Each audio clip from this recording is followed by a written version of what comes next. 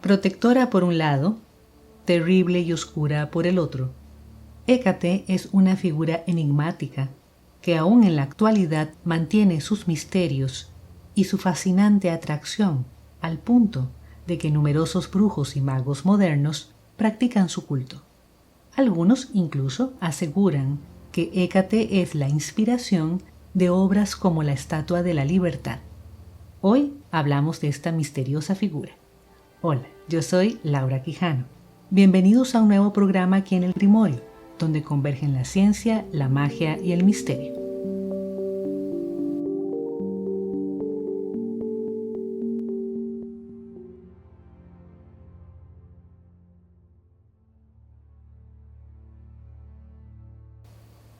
La mitología pagana es vasta y multifacética.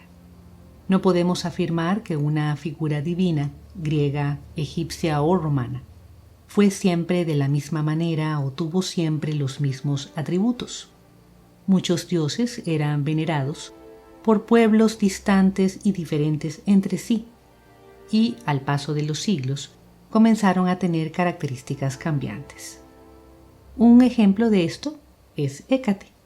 Ella era la diosa griega de la brujería y de los terrores de la noche, y al mismo tiempo era una diosa lunar y la protectora de los caminos, y en la antigüedad también era la guardiana de las llaves del inframundo y la protectora de los partos. Naturalmente, para el cristianismo, Hécate es una figura oscura y diabólica, y su culto es visto con temor y con rechazo. Pero eso no ha impedido su popularidad, y aún hoy en día, ella es una de las diosas más veneradas por diversos círculos modernos de brujería y magia. Aunque se la reconoce como una diosa griega y es parte de diversos mitos griegos, el origen de Hécate es incierto. Es posible que su culto provenga de antiguos pueblos que estaban en lo que hoy en día es Turquía, como por ejemplo la antigua ciudad de Lagina, que era donde se ubicaba el mayor templo de Hécate, pero también es posible que se derive del culto a Heket o Hejet, que era la diosa egipcia de la fertilidad y la protectora de los nacimientos.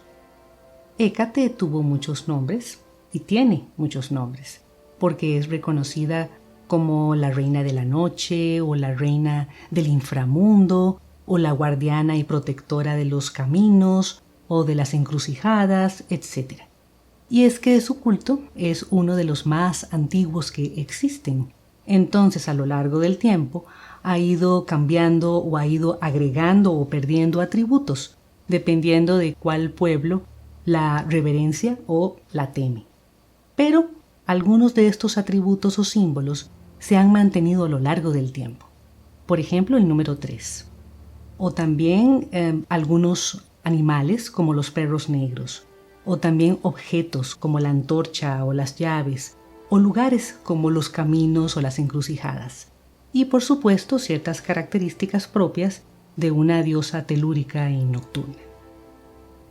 En las versiones más antiguas de Hécate, esta diosa era considerada una diosa muy poderosa, con un poder triple sobre el cielo, la tierra y el mar, y era capaz de conceder grandes favores y grandes privilegios, pero también era muy capaz de quitarlos, de arrojar desgracias sobre aquellos seres humanos que no la complacieran. Después, con el paso del tiempo, fue adquiriendo atributos cada vez más específicos, pero siempre muy poderosos.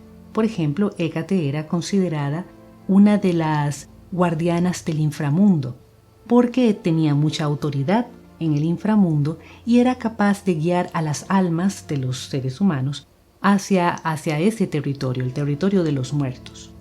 Ella tenía la capacidad para abrir o cerrar las puertas del inframundo y de permitir que los fantasmas o los espíritus malignos recorrieran la tierra o impedírselo.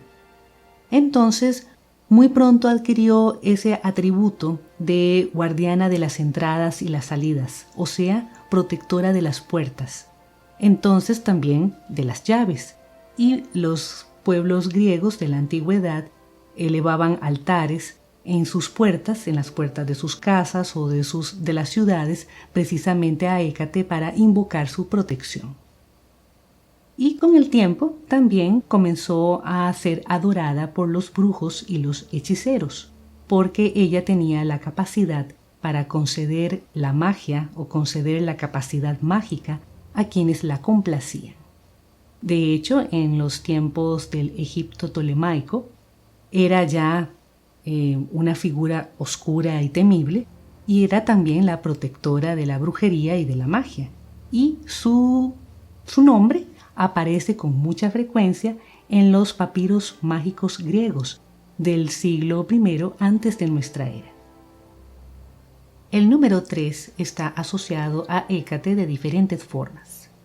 Primero, su poder se extendía al cielo, la tierra y el mar.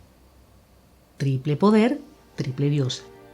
Segundo, era diosa lunar y entonces se la identificaba con la diosa Selene. Era también diosa de los bosques y de lo salvaje y entonces se la identificaba también con la diosa Artemisa. Y era diosa del inframundo y entonces se la asociaba con Perséfone. En este aspecto, como diosa lunar, Hécate representaba la noche más terrible, los terrores de la noche, mientras que la diosa Artemisa representaba la noche en su esplendor. También el 3 se asocia a Hécate porque ella representa 3 instancias de la vida.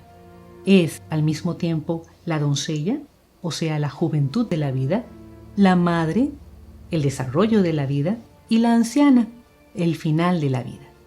Por esta razón, aunque en los orígenes Hécate era representada como las otras diosas, como una sola mujer, después del siglo V antes de nuestra era, comenzó a ser representada como una triple mujer o como una mujer con 3 cabezas que miran en 3 direcciones. Este interesante rasgo de Hécate nos hace pensar en su conexión con el antiguo concepto de la Trinidad, tema del que hablaremos en otro programa. Son diversos los símbolos con que se representa a Hécate. Uno de ellos, el más constante, es la antorcha, porque ella es la que ilumina los caminos y guía en las encrucijadas.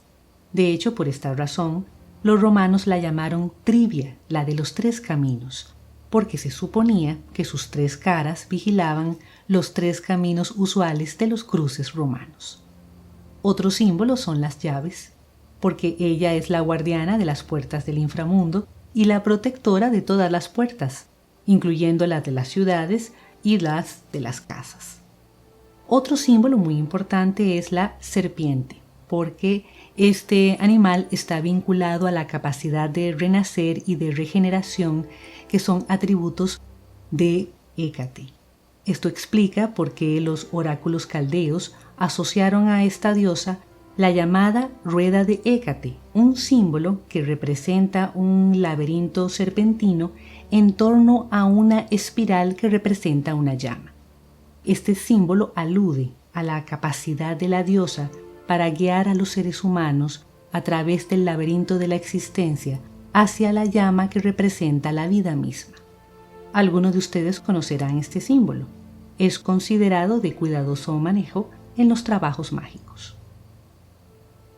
Hécate también era representada como una perra negra, y los antiguos creían que ella vagaba por los bosques acompañada de una jauría de perros negros fantasmales.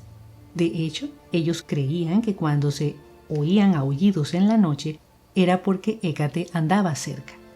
Los egipcios la llamaban la perra. También se le asociaron otros animales como el caballo o la rana o el león, entre otros. Y además también se le asociaron diferentes hierbas y plantas porque ella era protectora de los brujos y los magos. Entonces las plantas que se le asociaban eran de uso mágico en pócimas y también medicinal, y había plantas venenosas y hongos de efecto psicodélico. Además, los árboles que se le consagraban como el tejo, el ciprés o el sauce estaban vinculados a la capacidad de renacimiento, a la vida y a la muerte. Y esta vinculación explica por qué Hécate estaba relacionada con las necrópolis y con los cementerios en general. Hécate ha sido representada de muchas formas. Una de ellas es con una corona en la cabeza, mientras sostiene una antorcha que ilumina el camino. Esta imagen se ve reproducida en una célebre obra de la modernidad, la Estatua de la Libertad.